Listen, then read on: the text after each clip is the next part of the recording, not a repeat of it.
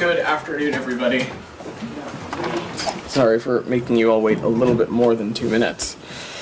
I have just one very brief thing off the top, and then I'm happy to dive right into your questions.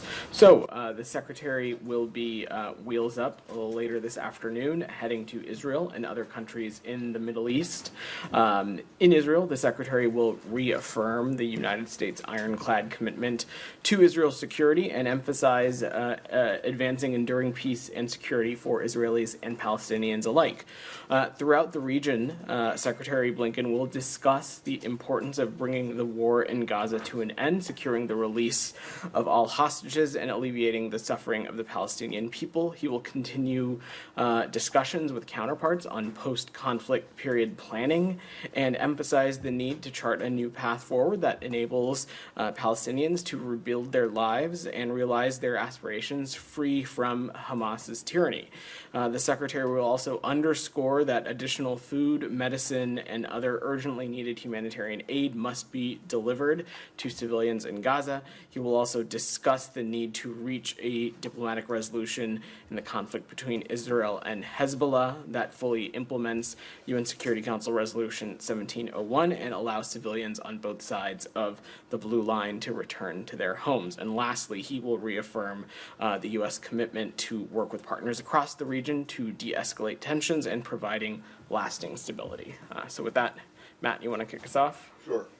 Just on the trip, briefly, what other countries is he going to? So, Matt, I will let the travel team announce other stops as it relates to the schedule as the trip progresses.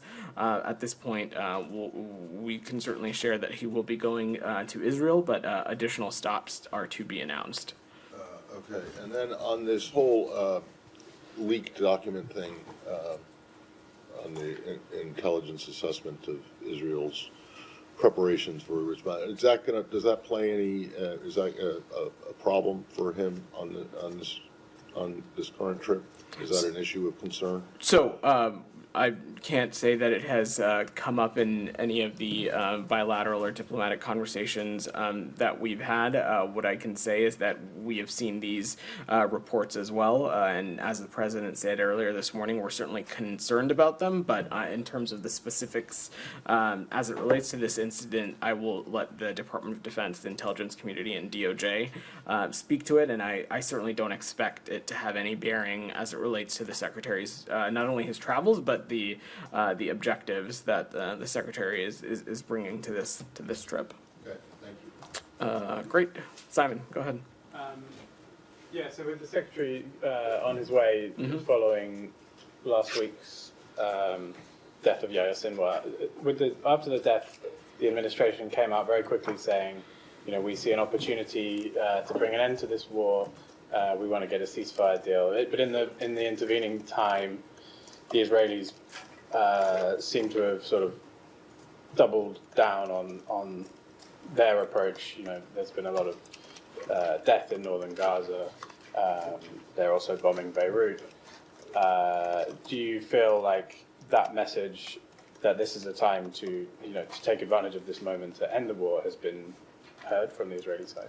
Well, Simon, that's exactly why he's going to the region, to have these very important conversations with partners in Israel and counterparts in other countries as well. Let's not forget where we were just a couple of months prior, in which the government of Israel had indicated that it had supported the bridging proposal that was in line with the contours of what President Biden had announced earlier in the spring, when we were talking about what was needed to achieve a ceasefire in Gaza, and Sinwar continued to be an obstacle. Obviously, we certainly are not going to speculate on the leadership of Hamas or what form that takes, and certainly the same decision that was in front of Mr. Sinwar, that same decision is in front of Hamas, and whatever its leadership will be, in that whether they want to end the suffering of the Palestinian people, if they want to end the suffering that has been brought about them.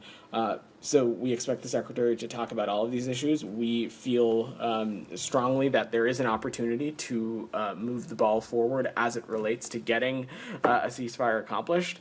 I'm not going to speculate on any immediate end product or outcome, but we feel that it is important to engage, not just with the Israelis, but also other partners in the region, to continue to have these important conversations for all the reasons that you mentioned. There continues to be a need to address the humanitarian situation. We obviously want to ultimately see the violence to stop as well. So these are all things that we'll continue to discuss. At this point, so we understand where we are, there isn't anyone who's emerged in Hamas who you are now negotiating with through the intermediary? Not to my knowledge. Of course, I will let our mediators speak for themselves and let them speak to what kind of engagements they may or may not have with Hamas. But Matt spoke a little bit about this on Thursday. In the aftermath of Hania's death, you saw there was some sort of semi-public process in which Hamas had indicated who its new leadership was. I have no reason to think that a similar process would not take place in the ensuring time ahead. And you mentioned the humanitarian situation. It seems like things have only got worse in northern Gaza. You had this 30-day ultimatum that you've given to the Israelis. I wonder if you could give us an update on have they made any progress towards what was laid out in the letter? So as we talked about last week, we have seen some progress on some of these things. As we saw last week the reopening of the route from Jordan. We also saw the Erez crossing in the north reopen, talking about some of the efforts that we saw last week. Look, certainly nobody in the U.S. government is going to stand in front of that we are satisfied or find the humanitarian situation in any part of Gaza satisfactory. And these are one of the things that we expect the Secretary to raise directly and discuss, not just with partners in Israel, but other counterpart countries, on what more can be done to get humanitarian aid into Gaza. A number of border crossings, to answer your question specifically, Simon, are open. We are seeing truckloads enter the Gaza Strip, and we'll continue to press for more. Absolutely more is needed. More food, more water, more humanitarian aid overall. Just on the situation in northern Gaza, it doesn't seem like the humanitarian situation has improved dramatically, and there's been an increase of bombings, lots of deaths reported, lots of airstrikes.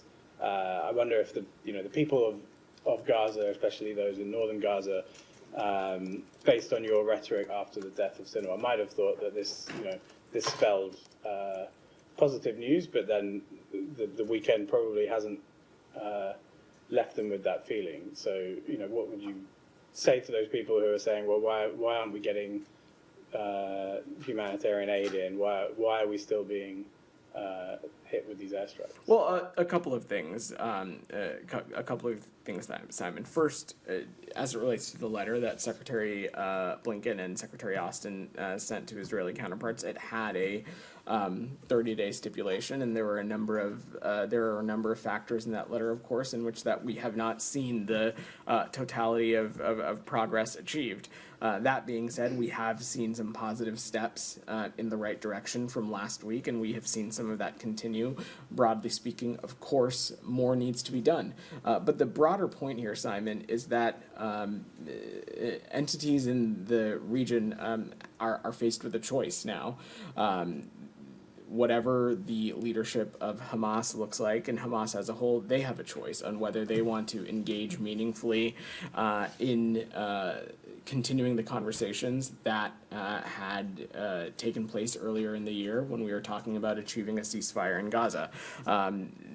We think that continues to be the best path forward in which will alleviate the humanitarian suffering of the Palestinian people, but also allow the remaining hostages, of which there continue to remain 7 American citizens, are able to return home. And that continues to be an enduring priority for us. And I know it is for others in the region as well. Leon. Yeah, I understand that the Secretary feels important to continue to engage in the region, as you were saying. What do you think his leverage, or the U.S. in general, his leverage is 2 weeks ahead of the elections, going back to the region? Are his hands tied? Is he going to be listened to?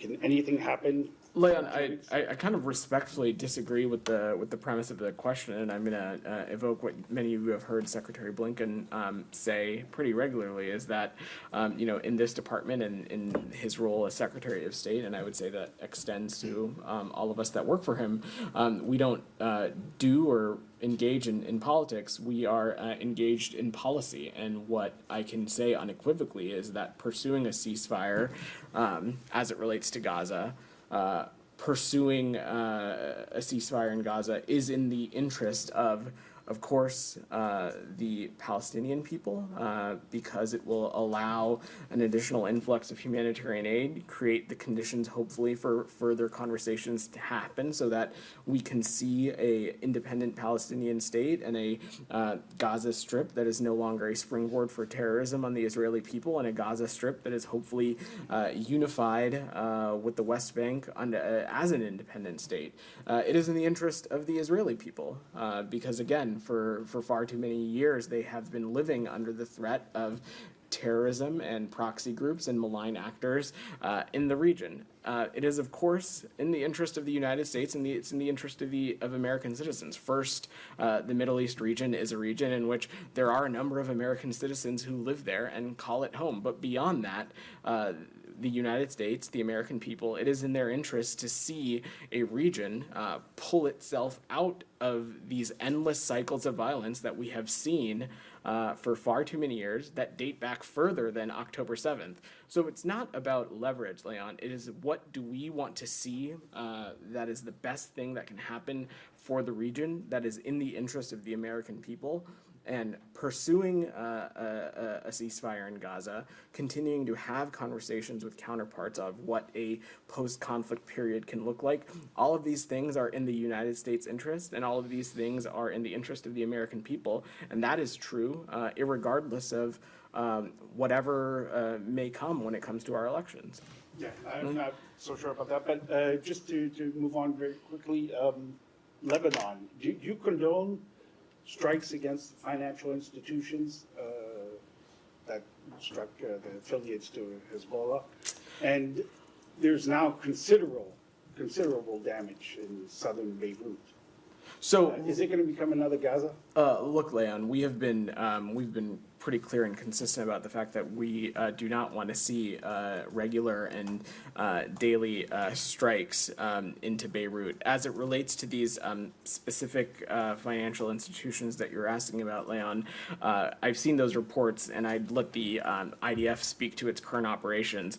I, from up here, could not offer any analysis on what kind of role they may or may not have had as it relates to Hezbollah's broader infrastructure, whether it be financial or otherwise. I'm not saying that they did or didn't. I'm just saying I can't offer that assessment from up here. Broadly, though, our call continues to be the same, that Israel needs to do everything it can to not target civilian infrastructure and abide by international humanitarian law. And in all of its operations, needs to take every possible measure to minimize impacts on civilians and civilian infrastructure. This is something that Secretary Blinken has raised consistently with engagements that he's had with counterparts, but it's also something that President Biden raised with the Prime Minister earlier in the year as well. Nick, go ahead. There's new reporting that the State Department is investigating an IDF unit for alleged sexual assault of Palestinian detainees. Is that true? And if so, what additional detail can you provide on that? And then separately, just wanted to ask if the State Department is still facilitating flights out of Lebanon. So on your first question, Nick, I just wouldn't speak to deliberative processes in detail. What I can say is that in any country where we have a security relationship, we of course have processes in place to assess and look at things when certain facts are raised or facts are brought to the United States.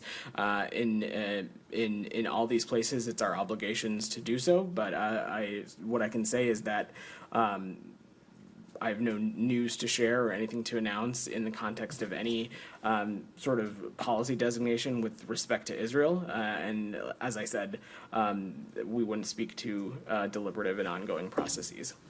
And on Lebanon, so I appreciate your question.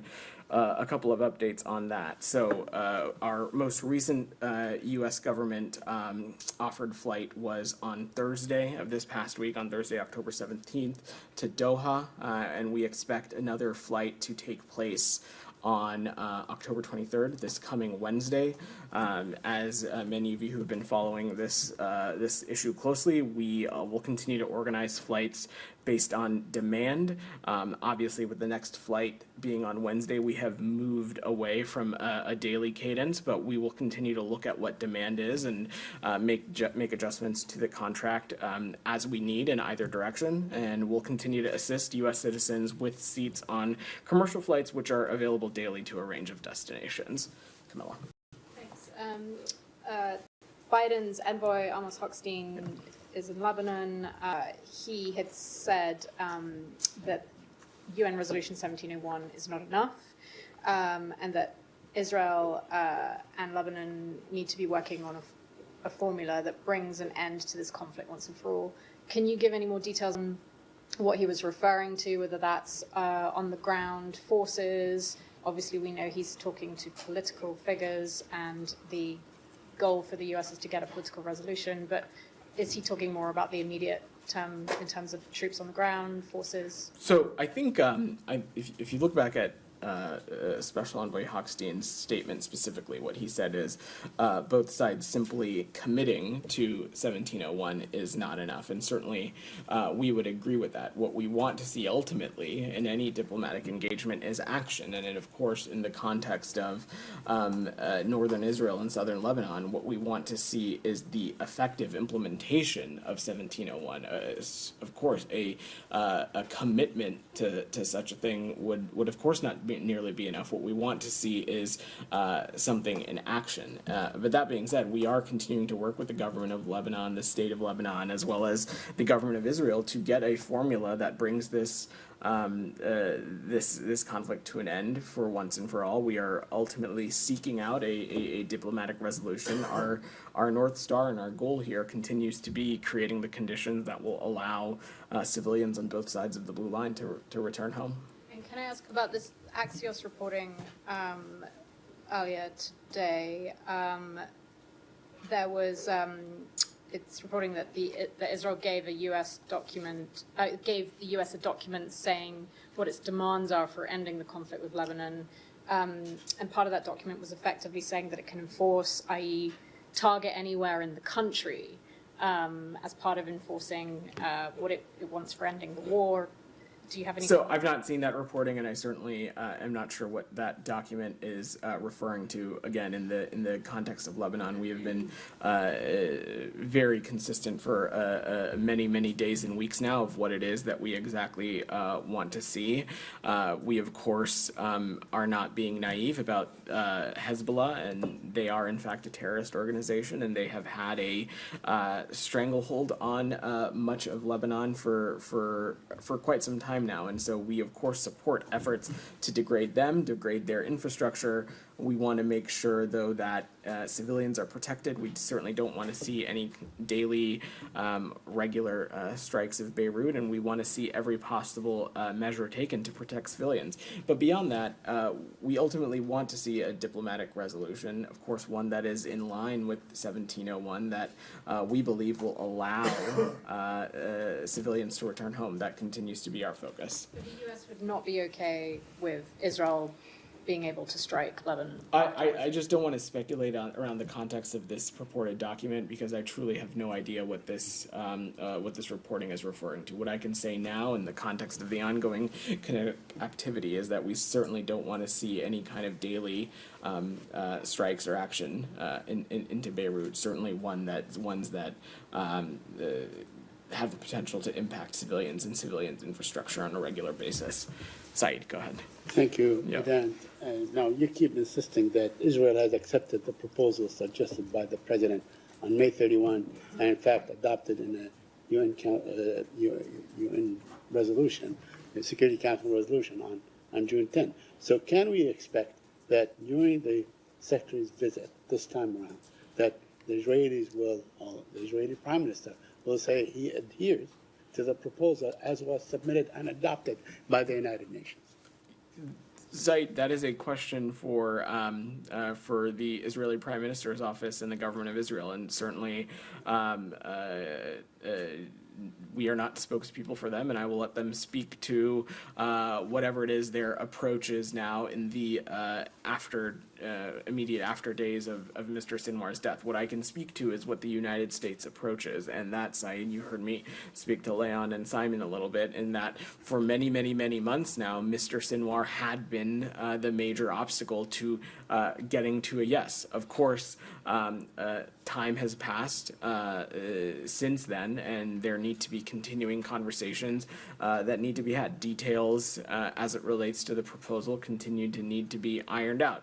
And ultimately, this is a decision that only the Israelis can make and the Israeli Prime Minister can make. But what the message that the Secretary will be bringing is that a ceasefire in Gaza, one that ends the conflict, one that allows an additional influx of humanitarian aid, one that creates the conditions for the remaining hostages, including the remaining 7 American citizens, to return home. That is in the interest of the Israeli people, the Palestinian people. It is certainly in the interest of the United States and the American people, and that is what we will work collectively to pursue, but also in close coordination with partners in the region, because the day after period is also vitally important as well, to make sure that we keep the region on track so it stops getting out of these endless cycles of violence. Yes, but since it was an Israeli proposal to begin with, you expect that the Israeli government will come out and I'm say, not gonna- this is the proposal we Said, accept. I'm not just asking I'm you. not gonna speculate on any announcements that may or may not come out of this trip. I of course have no doubt that you'll be paying attention to the Secretary's trip closely, and I will let him and/or the government of Israel speak directly. Well, let me ask you about a massacre that took place on Saturday in Beit Lahia. 100 people were killed, maybe more, many more injured. It was mainly civilians. I know Israel liked to say, under the pretext that there were fighters there, but we have seen, by irrefutable evidence that Hamas fighters fight in twos and threes, as we have seen, and their leader was fighting in twos and threes and so on, because it is more effective and it's safer for them. So why is it so difficult for the United States of America, that has always adopted and espoused a high standard on human rights and so on, why is it so difficult to condemn the massacre of civilians in this very case? Said, when we have seen action that has impacted civilians, when we have seen actions that have impacted civilians in a disproportionate way, we certainly have spoken to it. And of course, in the context of Gaza, we have not been unambiguous about the concerns that we continue to have about its impact on civilians, both in the death toll, but also in the humanitarian impacts. And these are one of the things that we expect the Secretary to raise and continue to engage on his travels. But you do condemn the deliberate and wanton killing of civilians, don't you? Of course we do, Said. Let me just follow up on this very issue. Your ally, one of your strongest allies, is Jordan. And this is what Ayman Safadi said yesterday. He said the horror Israel is bringing on the entire population of northern Gaza isn't human. It is pure evil and war crime that humanity should not tolerate. Do you agree with the Foreign Minister So of Jordan, I've not ally? I've not seen Mr. Safadi's comments, Said, and certainly I'm not going to get into a public discussion or speak to private diplomatic conversations up here. What I can say is that we know that that Jordan shares the United States' commitment of what we want to see for the region, which is ultimately, of course, regional stability and as well protections for civilians. We all have a strong interest in trying to create an environment in which people involved in this conflict can return to their homes and live safely and securely. Certainly, that includes the Palestinian people, and that is something that we are going to continue to work towards, and it's something that we're going to continue to work towards in close coordination with our Jordanian partners as well. Lastly, I have on aid, please. Uh-huh. Yeah. Now, just to follow on what Simon asked. Yeah. Now, your 30-day thing. I mean, Israel banned 6 organizations from getting aid into Gaza. Do you feel that Israel feels that it has this 30 days to do whatever it wants, that it can take whatever, comfort, that it can continue to prevent aid from going in? In the meantime, Said, you have 400,000 people that are being starved to death and now burnt to death. Said, I couldn't speak to what Israel thinks or doesn't think. What I can speak to is the approach that the United States is taking, which is that we want to see the humanitarian situation in Gaza significantly improved, and that, of course, that 30-day thing that you're referring to, it was a letter from the Secretary of State and Secretary of Defense laying out very clearly of what expectations we had and what changes that we want to see. And I'll add, it is simply just a reflection of U.S. policy. We are always going to appropriately enforce the laws that we are bound by, which is, of course, that when we have countries in which we have security relationships with, when we have humanitarian conditions as such, there are certain expectations and metrics that we need to see. And we will continue to push them to see those, and I have no doubt that the Secretary will raise this directly. Alex, go ahead. Thanks. Yeah. A couple of questions, just a few topics. Moldova, I was wondering if you have anything to add to what White House told us about the elections. If there's any lesson that you guys have learned about Russian meddling, the tactics of Russian meddling, and any response, any punishment, any reaction from the West we should expect in the coming days. So I certainly, Alex, I would not preview any actions from up here, but we would commend the Moldovan people for their participation in the October 20th election and referendum. And as we approach the second round of presidential elections on November 3rd, we'll continue to support Moldova's commitment to ensuring a credible and democratic process. As it relates to the second part of your question, we and other international election observers noted some reports of malicious cyber activity, disinformation, and other things that are consistent with what we've seen the Kremlin do elsewhere and what the Kremlin has supported in its intent to undermine Moldova's sovereignty. But in terms of the results as it relates to the referendum, Alex, we also congratulate Moldova for the passage of the referendum ensuring the EU path in their constitution. Our viewpoint continues to be that Moldova's future is in Europe. As it relates to these allegations, we certainly would want them to be investigated and resolved through appropriate, transparent legal processes, but I'm not going to speculate anymore on that. I know my colleagues asked about North Korea, but North Korea is sending troops to for Russia to fight in Ukraine. White House told us this morning that they are still investigating that. Well, the topic came up 2 weeks ago in this room. And I'm just having trouble understanding why does it take this long? Is it an intelligence failure or is it lack of trust in your allies? Is Ukrainian intelligence, South Korea put it out, it's public. Why is it taking this long? So, Alex, I'm certainly not going to get into or speak to ongoing processes that may exist to verify or ascertain certain information, but specifically as it relates to the question you asked, we have seen reports that the DPRK has sent soldiers to fight alongside Russian security services. We're unable to confirm whether these reports are accurate, but if true, it would mark for a dangerous and highly concerning development in Russia's war against Ukraine, and we'll continue to consult with allies and partners on the implications of such a dramatic move.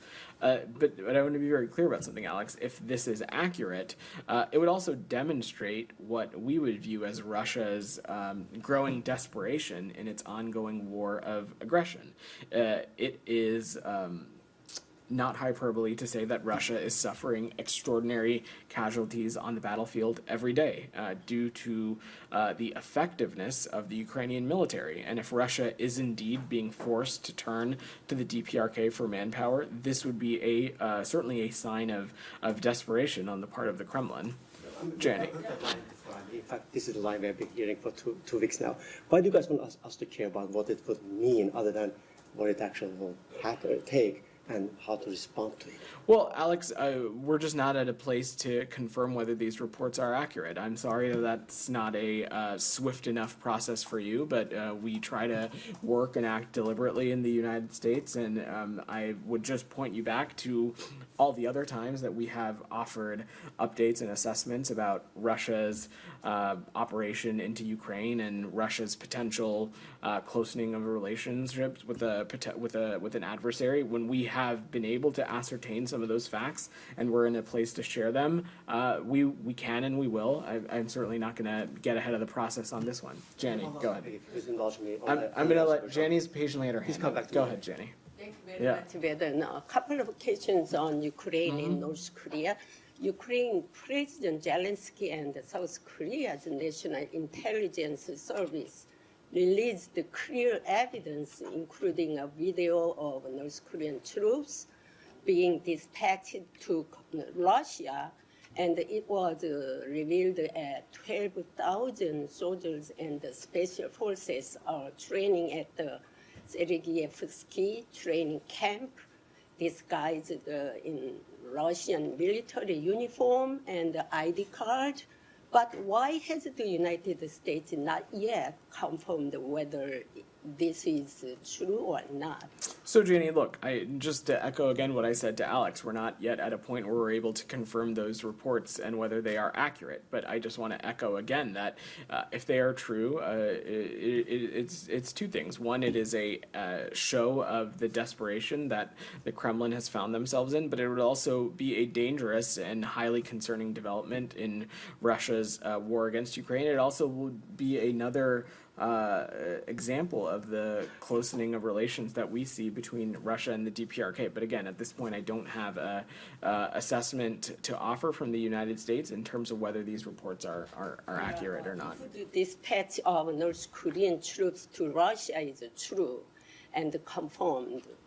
Will there be a change in support from the United States, EU, and NATO?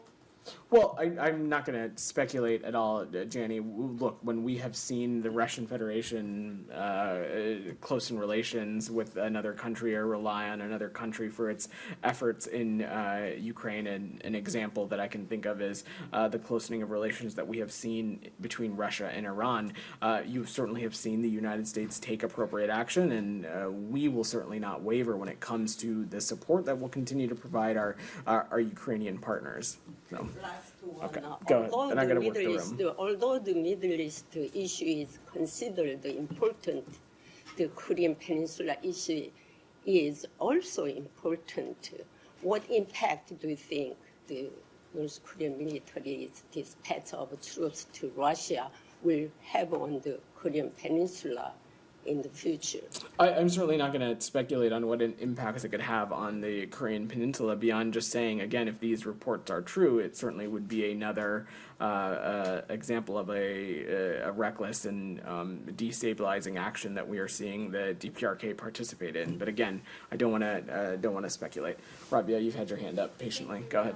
I have a question on Turkey. Yeah. Fethullah Gulen, the leader of FETÖ, whom Turkey has long sought to extradite for orchestrating the 2016 failed coup, died yesterday. Have you seen the reports, and does the U.S. have any comment on this, considering this issue has been a major sticking point between the two countries? I've seen those reports, but I have nothing to offer. I wouldn't comment on matters involving a private individuals living in the United States. So I have seen those reports, but don't have anything to offer.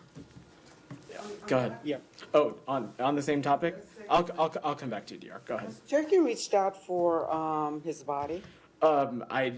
Again, we're talking about what would be a private individual living in the United States, so I just wouldn't get into that for privacy considerations. So I will leave it at that. DR, go ahead. Thank you, Vedant. Yeah. Yesterday, the Kurdistan region held election, and you observed this election very closely. So what's your comment on this process? Was it free, fair, and transparent election as you urged the political parties for that? Let me say a couple of things, DR. First, promoting democratic values is a key priority for the U.S. government as it fosters global stability and it strengthens alliances. These are things that we think are integral to what our interests are in the Iraqi Kurdistan region and beyond. We certainly applaud the role that civil society and the media had in this election in fostering political dialogue and amplifying the voices of Iraqi Kurdistan region residents ahead of the election. What we saw is high voter turnout and an election that proceeded without major security incidents.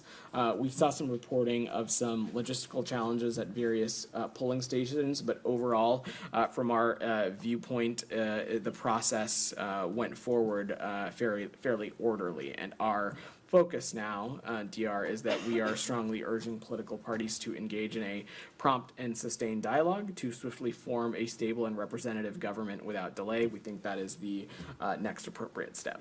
Yeah. Then forming a government without delay, this is what you are calling for, but as you may know, none of the political parties won enough seats to form that government. So will there be any U.S. engagement with the political parties to come together and form a government without delay? I'm certainly not going to preview any specific engagement, DR, but we call on Kurdish leaders to find a way to move past their differences and form a government. Our view is that there is more that unites Iraqi Kurdistan leaders than divides them, and it's in the interest of the people to move forward in an inclusive process and form a government as soon as possible. I'm going to go to Prem, who's had his hand up. Go ahead. Yeah. One follow-up on Simon and Said's questions. Yeah. So last week, the U.S. sent that letter urging Israel to improve the humanitarian situation in Gaza and heed international law. In that time, the Israeli military has targeted a child and then bombed him and the people trying to help him. Band-Aid organizations repeatedly bombed a refugee camp, attacked the remaining hospitals in northern Gaza, killed 4 engineers fixing water systems, rounded up people, tied them, blindfolded them. bombed an UNRWA shelter, and killed a 59-year-old woman as she harvested olives on her land in the West Bank. What does it mean if the Israeli government responds to U.S. requests to follow international law by committing possible violations of international law?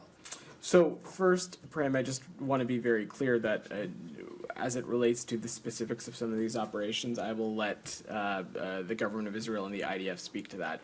The point of the letter also was to provide a timeline in which we wanted to see certain factors as it relates to the flow of humanitarian aid into Gaza and addressing humanitarian concerns addressed. The timeline for that we are not at the end of that process, and so I am certainly not going to speculate or draw conclusions or assessments on that when we are still within that time frame. What I can say unequivocally is that we want to see the humanitarian situation in Gaza addressed. We, as Matt spoke about last week, we saw a couple of benchmarks move forward, specifically the opening of some crossings. That is, of course, a positive step in the right direction. Not at all conclusive, and certainly not at all satisfactory to a lot of the things that we laid out in the letter. There was also a couple of other things that we wanted to see, particularly as it relates to how evacuations are undertook and a couple of other efforts. That work certainly still remains, and certainly there is still a lot of work that needs to be done as it relates to addressing the humanitarian situation. And I expect these are some of the specific things I expect the Secretary to raise. And on top of that, we have been unequivocal that as these operations are conducted, that every possible effort needs to be taken to minimize impacts on civilians and civilian infrastructure. And if you'll just allow me to address your last point about the woman who is harvesting olives in the West Bank, these reports are incredibly concerning. We understand that the IDF has taken some initial steps, that the officer was suspended. The IDF has released a statement that an investigation has been opened by the military police. The commander has been suspended from her position until this investigation concludes. And our expectation is that Israel investigate this thoroughly, swiftly, transparently, and it seeks accountability in this incident as well. And I will just note that it is not lost on us that the annual olive harvest is major economic activity to Palestinian people and to the Palestinian economy, and we believe that Palestinians need to have access to their land to conduct these kinds of harvests when appropriate. That reminds me, after the killing of Aishnor Egi about a month and a half, 2 months ago, the department mentioned how, this shows that it seems that the Israeli military needs to really consider and reconsider its rules of engagement.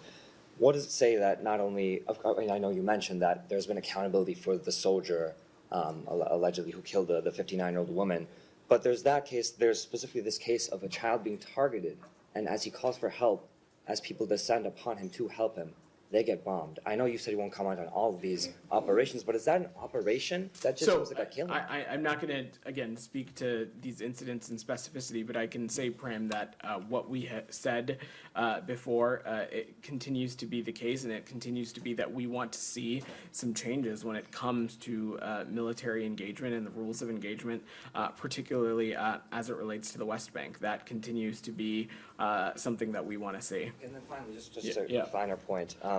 The department last week said the reason the U.S. gave Israel 30 days to improve the situation in Gaza was to give them enough time to cure the problem.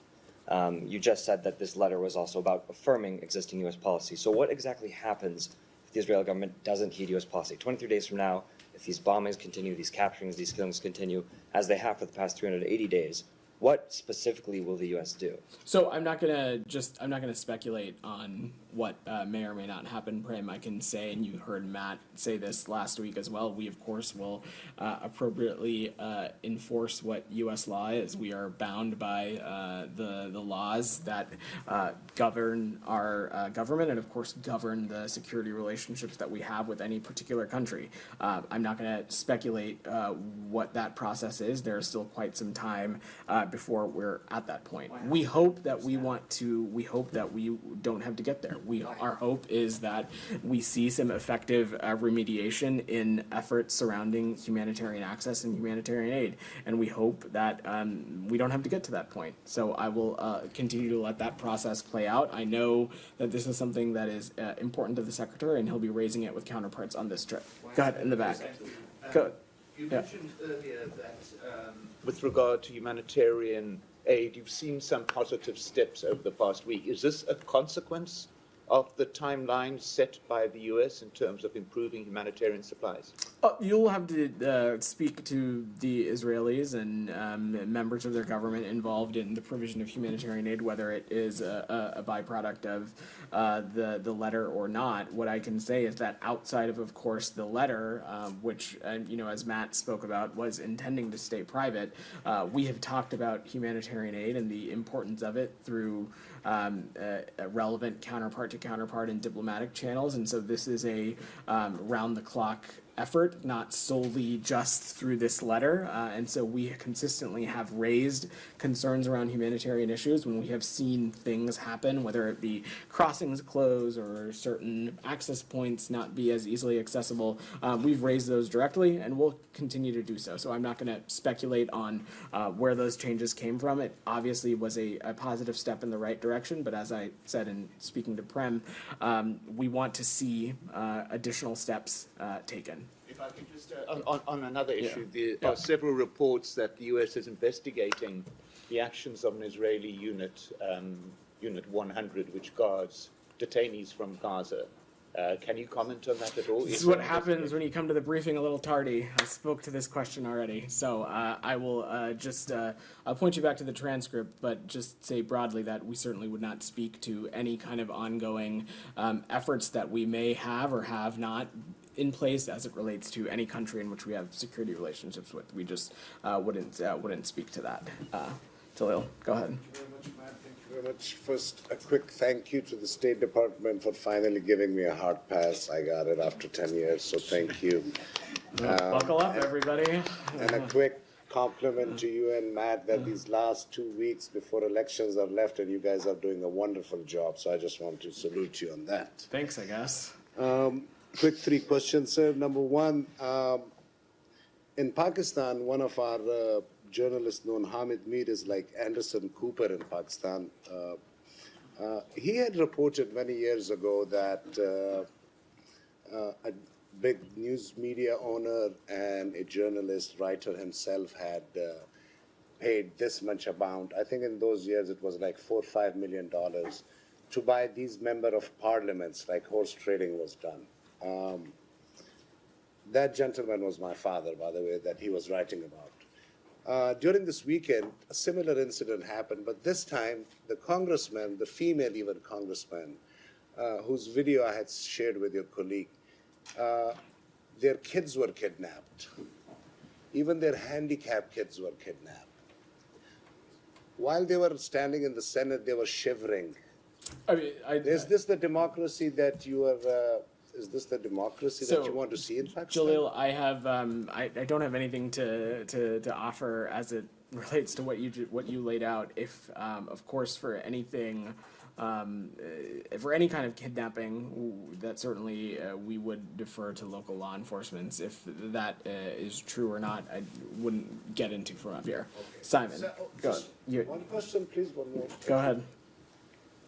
Two more, but one more would. You can do one more. Okay. Then Simon's had his hand up pretty patiently for a while now. An Oxford graduate running the biggest charity cancer hospital, running one of the biggest charity university in the country. For last 1 month, his treatment has been horrible. His 2 sisters are arrested.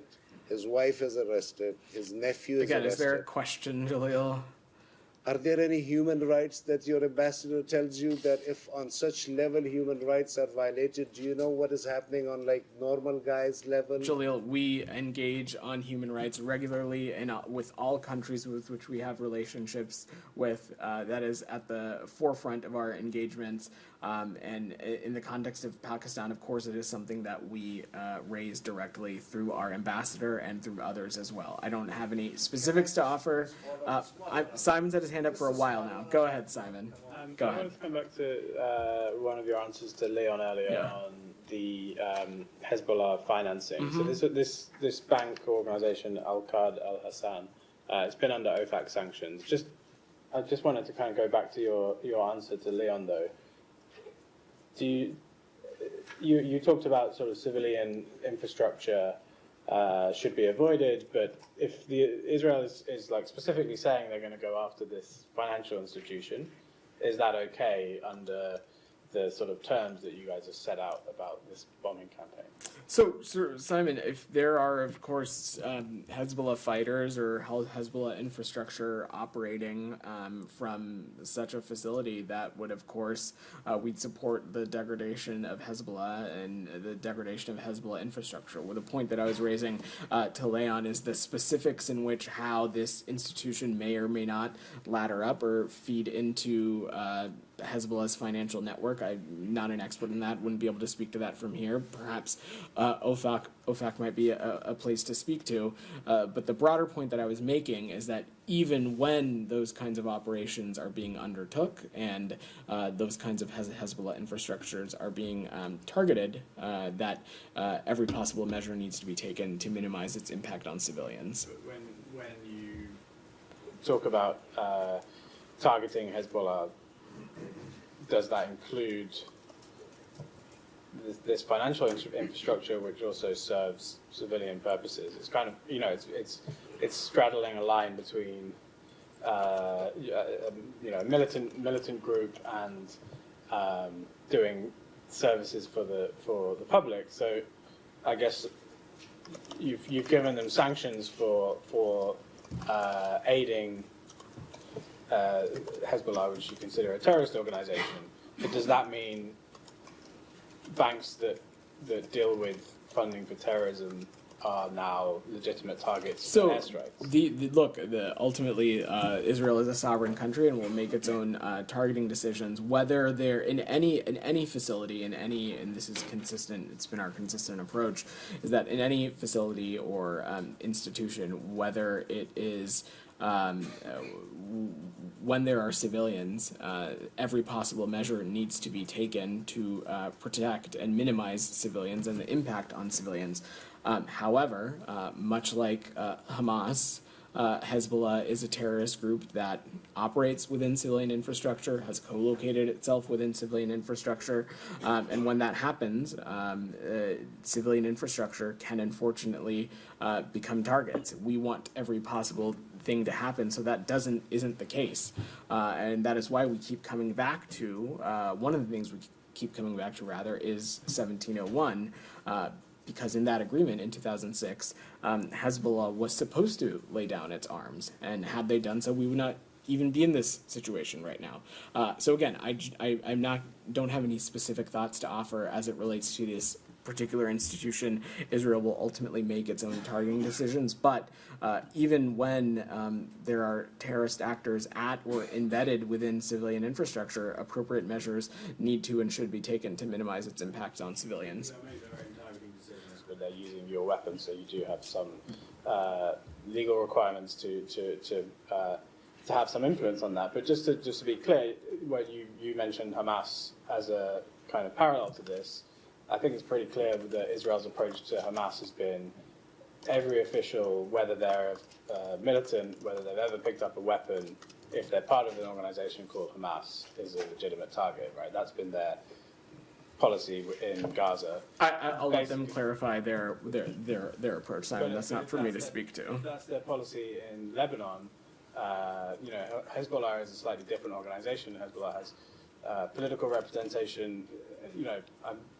I'm just hypothetically, there could be people working for this financial organization who have no connection to militancy, in that they've never committed a violent act. But your position seems to be that it's okay for them to be Simon, targeted. Hezbollah ultimately is a terrorist organization. Hezbollah is a terrorist organization that has American blood on their hands, it has Israeli blood on their hands, it has Lebanese civilians' blood on their hands, and we of course support efforts to hold them accountable, to degrade them, to degrade their infrastructure. While those operations are being conducted, we of course want to see every measure taken so that impacts on civilians are minimized. I'm just not going to. I'm just not going to. I don't have any other assessment to offer on this beyond that. Jackson, go ahead, and then we'll probably wrap. Is there any comment on reports of Israeli forces demolishing a watchtower and perimeter fence at a Unifil outpost in Lebanon yesterday? We've seen those reports, and we've asked our colleagues in the IDF for additional information, and I will let the Israeli Ministry of Defense answer any questions about those operations. But we have been clear with all parties that there needs to be protections of Unifil personnel and facilities. Unifil operates in Lebanon under a mandate from the UN Security Council, and these facilities and these individuals must not be harmed. Gita, Does the department have any comment about the arrest of U.S. citizen and journalist Jeremy Lafredo in Israel earlier this month? Last we heard a district court ordered Mr. Lafredo to remain in Israel until October 20th for police questioning. What's his current status? My understanding is that Mr. Lafredo has left Israel. Gita, go ahead. Thanks, Vedant. The Commerce Department today removed the technology company Sandvine from its entity list, citing changes in the company's that the company made to its corporate governance and practices. Now, the company was added earlier this year to the list after evidence surfaced that Sandvine technology was used to conduct mass web monitoring targeting human rights activists. Now, I was wondering whether the State Department shares the Department of Commerce's view that Sandvine's remediations were significant enough for this action. So we strongly supported the original commerce action to add Sandvine to the entity list in February of this year. That's consistent with this administration's approach to countering the misuse of surveillance and other technologies as it relates to human rights abuses. And we worked alongside Commerce over the past several months to closely monitor the reforms that Sandvine has undertaken in response to its entity listing. And we agree with Commerce that these significant remedial steps to its corporate governance and business practices were effective enough for the designation to be removed. All right. Thanks, everybody.